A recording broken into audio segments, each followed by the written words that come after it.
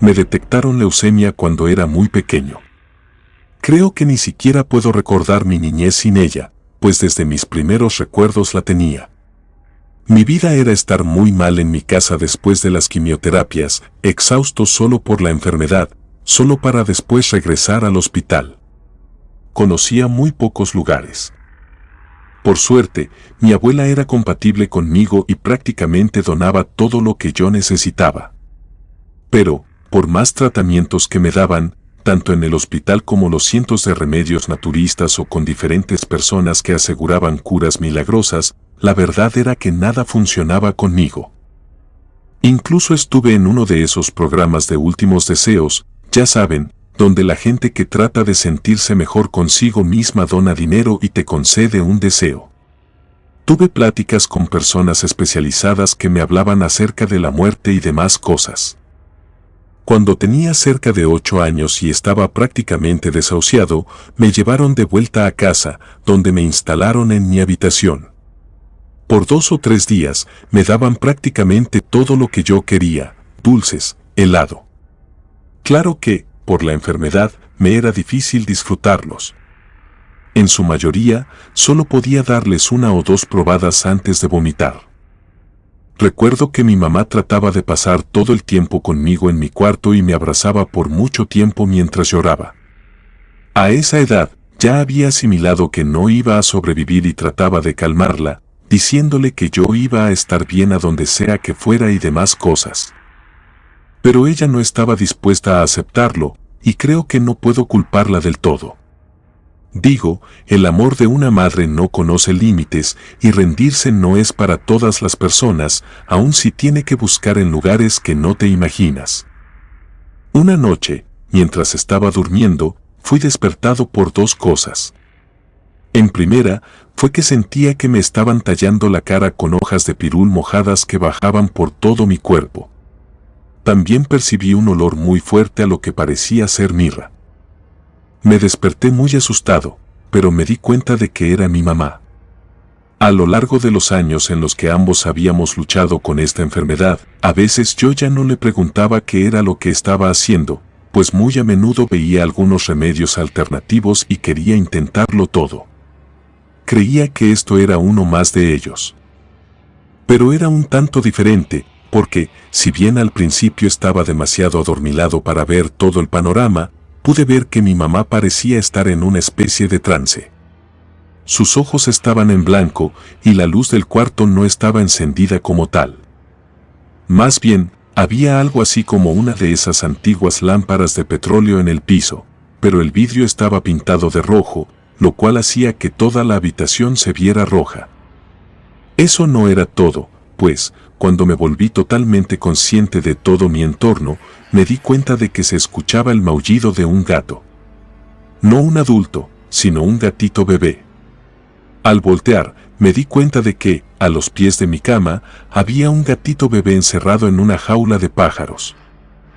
Estaba todo erizado, maullaba y gruñía, casi como si él sí supiera que algo ahí estaba muy mal. Todos estos elementos, junto con el hecho de que mi madre no me respondía, me hicieron sentir mucho miedo. Porque, a pesar de todo lo que mi mamá había intentado en el pasado, siempre me explicaba qué era lo que ocurriría o, si veía que yo me asustaba, trataba de calmarme. Pero en esta ocasión no lo hizo. Era como si yo no estuviera ahí, como si no le importara mi miedo. Solo seguía mojándome con esas ramas de pirul. En algún momento, ella quitó debajo de mi cabeza mi almohada. Fue tan rápido y brusco que me dolió cuando mi cabeza rebotó contra el colchón. No pude decirle nada porque, de inmediato, colocó esa almohada sobre mi rostro. En serio, parecía que quería asfixiarme. Perdí el conocimiento. Recuerdo que, por un breve momento, creí que había muerto. Desperté en mi cama. Estaba sudando, pero curiosamente me sentía bien. No me refiero solo a que mi escala de dolor era un 4 o 3, sino que era 0. Yo no podía recordar mi vida antes de la enfermedad. Esta sensación era completamente nueva para mí. No estaba acostumbrado a sentirme bien. Me levanté de la cama sin ningún tipo de ayuda. Miré a mi alrededor, tratando de entender qué era lo que había pasado. Por ese breve momento, sí creí que había muerto, porque esa sería la única explicación de por qué me sentía tan bien. Caminé hacia mi ventana y pude ver que mi mamá estaba en el patio de atrás y se veía que estaba enterrando algo. Un escalofrío recorrió mi espalda cuando vi la jaula de pájaros vacía justo enfrente de aquel agujero. Ella no se dio cuenta de que yo la estaba mirando.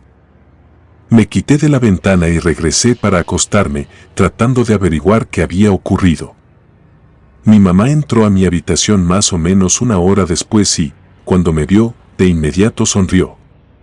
Supongo que mi semblante también era completamente diferente. Me abrazó y me besó. Me dijo que estaba bien y, después de eso, me quitó el suero de la mano. Le pregunté si es que no lo necesitaba, y ella me respondió que no, que nunca más iba a necesitar esa cosa otra vez. Me besó todo el rostro y me dijo que no podía creer que su niño ya estuviera bien. Ese día nos la pasamos en la casa, solo ella y yo, viendo películas y comiendo muchas cosas que no podía comer por la enfermedad. Al día siguiente, cuando mi abuela fue a la casa y me vio, casi se desmaya del susto. Al ver a mi mamá, le preguntó qué había hecho, que por qué yo estaba bien. Mi mamá comenzó a decir que era un milagro de Dios, que yo había sanado sin ningún motivo. Trataba de convencer a mi abuela de que solo había sido un acto divino, pero ésta no le creía. Recuerdo que, antes de irse, mi abuela le dijo a mi mamá que, si había hecho algo que tuviera maldad, este efecto no iba a ser permanente y que lo pagaría de la peor manera si no cumplía su palabra. Yo era muy pequeño para comprender todo esto, por eso no le di tanta importancia. Solo aquellas palabras rondaban mi cabeza, pero sin saber muy bien qué significaban. Tal y como mi abuela lo predijo, a la semana me sentí más mal. No fue gradual, fue como si la enfermedad hubiera estado ahí todo el tiempo y se activara, casi como si fuera un interruptor. Mi mamá no me llevó al hospital. Me recostó en la cama y me dio unas pastillas. Ya había tomado el suficiente medicamento a lo largo de mi vida para saber de inmediato que eran sedantes. Desperté al día siguiente y no estaba del todo bien. Claro que estaba mejor, pero no me sentía bien. Estaba mareado y un poco desorientado. Sentía que iba a vomitar y me dolía mucho el cuerpo. Me acerqué a la ventana y pude darme cuenta de que se veía tierra suelta justo a un lado del primer agujero, pero este hoyo se veía más grande, quizás como el de un perro mediano. Sabía que algo similar a lo que pasó la primera vez había ocurrido, porque toda mi pijama y piel se sentían extrañas y olían mucho a esa agua y pirul.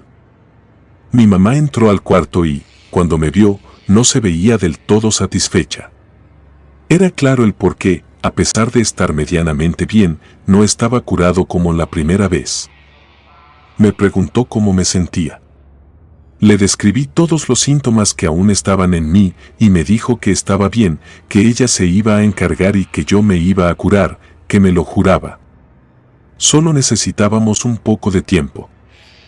También fue la primera vez que me preguntó abiertamente si es que recordaba algo de la noche anterior. Le respondí que no porque así era, pero sí le hice saber que la primera noche sí la recordaba y también al gato. Le pregunté qué había hecho con él, pero no me contestó esa pregunta. Solo me dijo que, si confiaba en ella.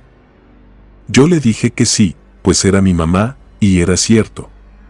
Pero debido a esto, ella me dijo que, si confiaba en ella, debía confiar en que solo quería lo mejor para mí y que todo lo que hacía era solo para que mejorara. Por eso es que no debía cuestionarla. Yo asentí, porque era más o menos el mismo discurso que me había dado cuando fuimos con un doctor que me dio a tomar un té de un montón de hierbas que sabía muy feo. Solo que, desde ese día, la situación en mi casa cambió. Durante toda esa semana, permanecí exactamente igual. Podía caminar, ir al baño por mi cuenta, pero fuera de eso, seguía teniendo muchos síntomas que me hacían desear morirme de una vez. Y al mismo tiempo, en la casa comenzó a sentirse una vibra muy extraña. Todo el tiempo estaba helada, a pesar de que afuera hiciera mucho sol. Si estabas dentro, debías traer puesto un suéter porque, de otra manera, no ibas a aguantar tanto frío. Literalmente, era como si viviéramos en una dimensión completamente diferente al mundo de afuera. También había algo que, en ese tiempo, yo llamaba la muerte. Sigo creyendo que era eso, pero no puedo garantizarlo. Tal vez lo imaginé, pero por todo lo que pasé, estoy casi seguro de que sí era real. Y es que casi todo el día podía sentir que alguien te estaba vigilando, y durante la noche era aún peor. La primera vez que la vi, yo estaba en mi cama, acostado durmiendo. Escuché que abrieron la puerta y pensé que era mi mamá para darme alguno de mis medicamentos. No abrí los ojos, solo la escuché. Tampoco escuché sus pasos, pero sí sentí como si hubieran entrado. De repente, sentí como una huesuda mano acarició mi cara y se sentía aún más fría que la casa misma. Al abrir los ojos, me di cuenta de que no era mi mamá. Era una silueta casi cadavérica, totalmente negra. No tenía pies, flotaba. Y tampoco parecía tener ojos, pero sí podías ver, aún en la oscuridad, dos enormes cuencas vacías que parecían ser todavía más negras que ella. Yo trataba de gritar, pero ningún sonido podía salir de mi boca. Para ese momento, mi estado de salud era malo y ya tenía puesto el catéter de nuevo. Esa cosa comenzó a hablarme. No eran susurros. Lo que decía era lo mismo, se quedó grabado en mi mente porque repetía una y otra vez. Tú ya deberías de estar muerto. Después de decirlo unas 7 u 8 veces, me arrancó el catéter de la mano. Fue ahí que pude gritar por el dolor. Y cuando mi mamá entró al cuarto, esa cosa seguía ahí. Lo sé porque, al abrir la puerta, mi mamá también gritó por el impacto de verla. Casi al mismo tiempo, mi mamá dijo algo. Fueron unas palabras en un idioma que desconozco, y fue ahí que esa cosa retrocedió. Pareció que se salió por la ventana, pero el vidrio estaba cerrado. Mi mamá corrió hacia mí y comenzó a abrazarme y a besarme, tratando de convencerme de que lo que había pasado no había sido real. Empezó a decir que era una pesadilla, que no me lastimaría porque era un sueño y demás cosas. Pero yo sabía que eso no había sido un sueño. Literalmente, mi brazo estaba sangrando. Me ayudó a ponerme de vuelta el catéter y me dijo que, dormido, me lo debí de haber arrancado por accidente. Lo dijo tantas veces e incluso me hizo repetirlo al grado en el que, pues, se podría decir que me lo creí, porque al fin y al cabo quien me lo estaba diciendo era mi mamá. Solo que, en el fondo, yo seguía teniendo esos recuerdos tan vívidos que no podía dejar de pensar que eran reales. Esa cosa siguió atormentándome. Ya no volvió a acercarse a mí como la primera noche, pero sí llegaba a un punto durante la madrugada en que entraba a mi habitación y se quedaba parada en una esquina del cuarto, repitiéndome una y otra vez que yo ya debería haber muerto. Cuando esto pasaba, yo me tapaba de pies a cabeza y comenzaba a repetir una y otra vez que no era real, que solo se trataba de un sueño. Día con día que esto pasaba, mi estado de salud empeoraba todavía más. Yo sentía que ya iba a morir de verdad. Mi enfermedad volvió a apoderarse de mí a tal grado que ya no podía ni levantarme por mí mismo de la cama. Una tarde, escuché a un bebé llorando en la casa. Primero creí que tal vez era una especie de alucinación mía, tal y como lo era esa cosa que se paraba en una de las esquinas de mi cuarto. Pero al cabo de un rato, escuché cómo mi mamá trataba de arrullarlo para que se durmiera. Le decía que por favor guardara silencio. El bebé estuvo llorando cerca de 30 minutos más y después se quedó callado. Yo ya estaba muy mal para ese punto, pero me acuerdo que mi mamá entró a mi habitación cerca de la medianoche. Me besó la frente y acarició mi cabello, diciéndome que todo estaría bien, que después de ese día me aseguraba que todo iba a salir muy bien, que yo estaría curado ya que me durmiera, porque por la mañana todo estaría bien, que me lo prometía y demás. No tardé mucho en volver a escuchar que el bebé empezó a llorar otra vez. Mi cabeza giró hacia la entrada y mi mamá me dijo que no me preocupara. Fue ahí que me di cuenta de que efectivamente había un bebé en la casa. Pero creo que me sentía tan mal que no era capaz de hacer ninguna pregunta al respecto. Lo último que recuerdo de esa noche es que mi mamá metió en mi boca una especie de raíz. No sé de qué era, solo puedo recordar lo amargo que se sentía. Recuerdo que, con las pocas fuerzas que tenía en ese momento, intenté escupirla, pero mi mamá cerró mi boca, diciéndome que tenía que mantenerla ahí, que era lo único que yo tenía que hacer y que no le fuera a fallar en eso. Me hizo jurarle que lo haría y después se fue. Supe que se había llevado al bebé porque seguía llorando, y cada vez sus llantos eran más lejanos, hasta que escuché que mi mamá cerró la puerta. No supe lo que pasó después de eso porque me quedé dormido. Pero cuando desperté, tal y como el día del gato, yo estaba bien. Me saqué la raíz de la boca. Me quité por mí mismo el catéter. Bajé las escaleras, pero no encontré a mi mamá por ningún lado. Ella no llegó hasta cerca de las 3 de la tarde de ese día, y ya no era la misma. No me refiero a que alguna entidad paranormal la poseyera. A pesar de todos los años luchando con esta enfermedad y de su enorme tristeza al sentir que su hijo iba a morir, mi mamá siempre tenía un extraño optimismo en sus ojos, algo que siempre le ayudaba a sobrellevar la situación. Pero en esta ocasión ya no lo tenía. Ni siquiera se vio que se haya puesto feliz porque yo estuviera bien. Era más bien como algo que ella ya sabía que iba a encontrar al llegar a casa. Cuando me vio caminando normal y comiendo, ella empezó a llorar y se encerró en su habitación casi todo el resto del día.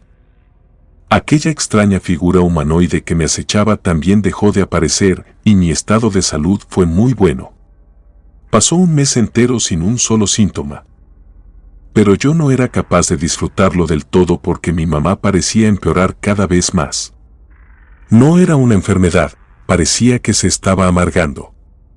Lloraba mucho y casi no salía de la cama. Estaba deprimida. Sin dar muchos detalles al respecto, solo diré que tomó su propia vida unos 3 meses después de que yo me recuperé. Mi abuela siempre pareció saber más de lo que me decían de niño, pero fue ella quien quedó a mi cuidado una vez que todo sucedió. Ella me educó y yo crecí sin ningún otro tipo de enfermedad. Literalmente, jamás me volvió a dar ni un resfriado. Pero hablar del cáncer que tuve de niño era un tema prácticamente tabú en mi familia. Nadie decía que yo había sido un guerrero valiente o que había tenido una cura milagrosa. Era como si nada de eso hubiera pasado. Al igual que con mi madre, nadie hablaba de ella. La razón por la que cuento esto es porque, a lo largo de mi vida mientras crecía, olvidé muchos de esos detalles y básicamente solo seguí con mi vida. Hasta que, mientras estudiaba la carrera de medicina, quise indagar más acerca de mi enfermedad, preguntándole más datos a mi abuela, quien fue mi donadora gran parte de ese tiempo. Y fue que me dijo que dejara de escarbar en eso. Intenté que fuera más específica, y ella me preguntó, casi reclamándome, si todavía no sabía lo que mi mamá había hecho para que yo tuviera buena salud. Le dije que no, y fue ahí que me preguntó si de verdad no recordaba que había habido un bebé secuestrado por días en mi casa. Fue el recuerdo de ese llanto volvió a mi cabeza, pero aún así no entendía muy bien lo que pasaba. Mi abuela ya no quiso darme más detalles. Pero investigando un poco y uniendo algunas piezas del rompecabezas de ese tiempo, así como lo que hacía mi mamá con los animales, pude saber, o al menos darme una idea, de lo que pasó. Después de leer mucho sobre temas de brujería y demás, me di cuenta de que básicamente ella cambió mi vida, pero la vida de los animales no fue suficiente y, en un momento, tuvo que ofrecer una vida humana. He intentado sacarle más información a mi abuela, pero siempre se pone a la defensiva. Aún así, yo no tengo la menor duda de lo que pasó, fue por eso que mi mamá hizo lo que hizo. Fue por eso que se sintió tan culpable que no pudo vivir con ello. Me duele tanto pensar que la única razón por la que estoy vivo fue a costa de la muerte de alguien más. De un pequeño que no tenía la culpa, que apenas estaba comenzando a vivir. Comunidad de Relatos de Terror, quiero enviarles un gran saludo y agradecerles por todo el apoyo que le han brindado a este proyecto. Ya somos más de 20,000 suscriptores y nuestra próxima meta es llegar a los 21,000. Gracias por todo su apoyo. Si te gustó este relato, suscríbete activando la campanita de notificaciones, de esta manera estarías apoyando nuestro proyecto. Gracias por escucharnos. Relato escrito y adaptado por Lisa Hernández.